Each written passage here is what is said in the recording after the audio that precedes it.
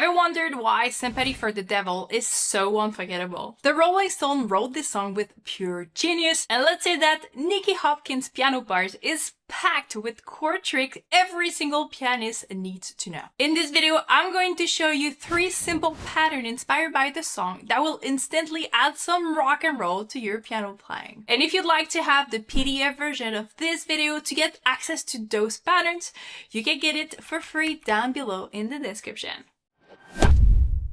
So the original song is in E major, but to simplify those examples, let's do this in C major. The chord progression used in Sympathy for the Devil is a classic rock chord progression, the 1 flat 7 4, and it's actually going to the 5 in the chorus. So in C major, the chords we're gonna get are C major for the 1, C, E, and G, B flat for the flat 7, so B flat, D, and F, F major for the 4, so F, A, and C, and G major for the 5 for the chorus, and it's G, B, and D. And I suggest that before you go through this video, you just work on those chords, working on chord inversion, because I'm going to be using a mix of all of those chord inversion for the patterns. Pattern number 1 comes from the first verse, and it goes like this.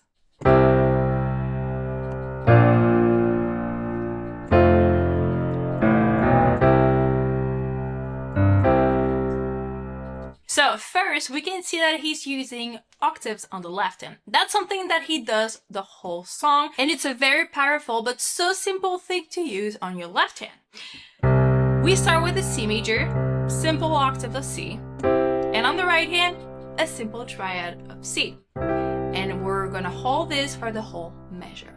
I like this pattern because this is a very good example of less is more.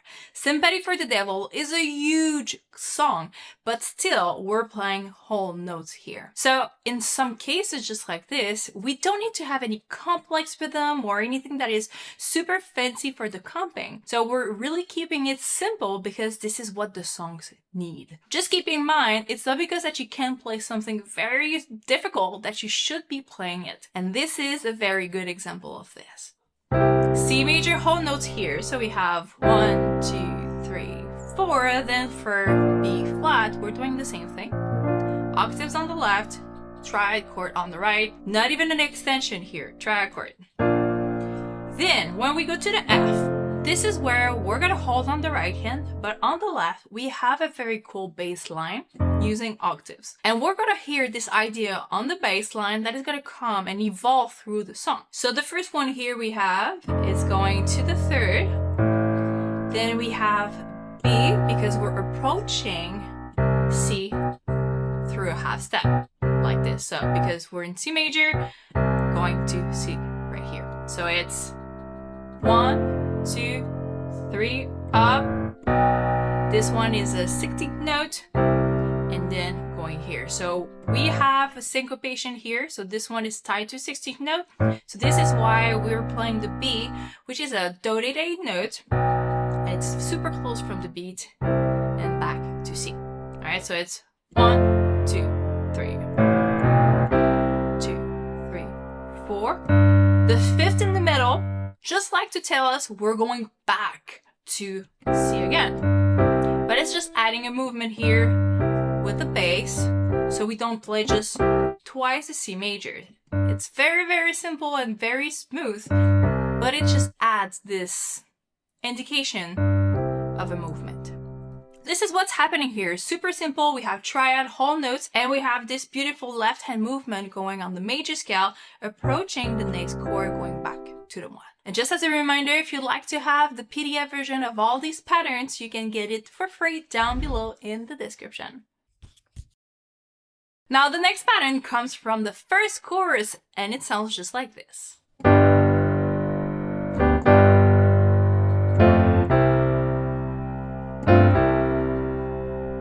For this pattern, as you can hear, we're going to the 5. So this is why I moved to the G major here.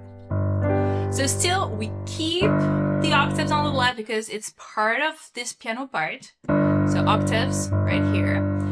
We're adding actually a little bit more movement because we have the 5th in the middle here before going back to the root. it's very cool to have that in the middle. It sounds great, and it feels a little bit of the gap for the rhythm we have here. So it's 1, 2, 3, 4, and 1, 2, 3. F. So we have a chord that is moving here, so it's kind of a diatonic chord, and the octaves on C, middle, the 5th, and back to C. All right. So on the right hand, we use this chord inversion. So again, we're still using triad chords. So 1, 2, 3, 4, and 1. So instead of just holding the notes, we're adding just a little bit more rhythm to start filling the gaps, to add more comping to this. So 1, 2, 3, 4. And that's cool to have the 5 because we hear this 5 going back to the 1 instead of staying on the 1. This one, we're going to the 4 that is kind of approaching the 1. So you remember I've talked before about the 1 going to the 4. That's a classic pattern we use in rock and roll. This one is kind of what's happening here. So we are going to the 4 and going back to the 1 here. So the 4 is part of the song of this key of C major.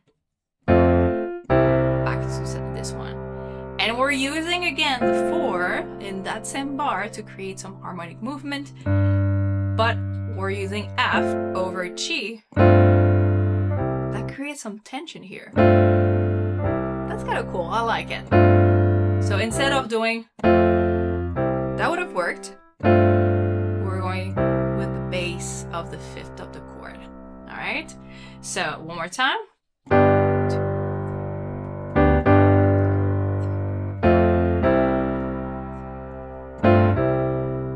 Just like this. So very cool idea here, moving more with the 5th on the left hand, adding more comping slowly, because in the next pattern, we're actually diving into the pattern of the song.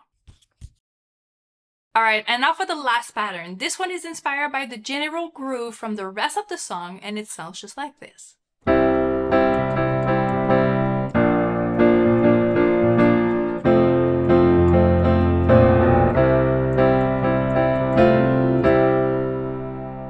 Alright, so this pattern is full on rock and roll, and I've actually reused this pattern a few times for different contexts. This one is very interesting because there's so many things going on, but it fits perfectly in the groove of the song. So what's happening here? We still have the octaves on the left, but instead of having the rhythm using the octave, something that is very common piano players do is hold the bottom note and actually create the rhythm with the thumb with the note higher here. So it kind of creates this pedal with the root note here, and it adds the rhythm on top, part of what we're playing on the right hand.